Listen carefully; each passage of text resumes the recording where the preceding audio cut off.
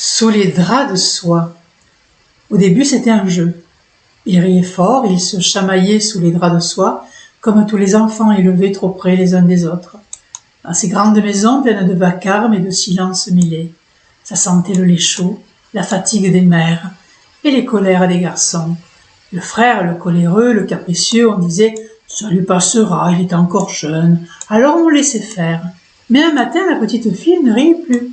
Ce n'est plus tout à fait un jeu, ce qu'il lui faisait, même si elle n'avait pas les mots.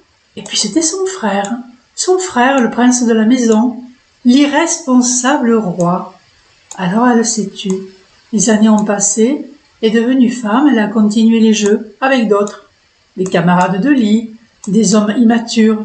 Elle a exploré sa sexualité comme une enfant joue à faire semblant, toujours prête, toujours disponible, toujours celle qui comprend. Elle recevait les remarques blessantes sans broncher, les silences méprisants sans sourciller, par habitude, comme sous les droits froissés de l'enfance.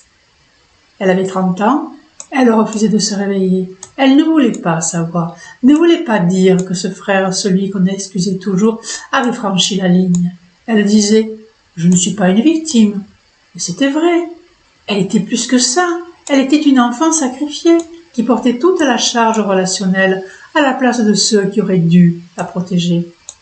Il a fallu des blessures, des humiliations, des trahisons amoureuses, des nuits trop longues et des hommes trop petits pour qu'un jour enfin elle ose poser un mot sur ce qui avait eu lieu, pas pour accuser, mais pour se relever et refermer ses draps.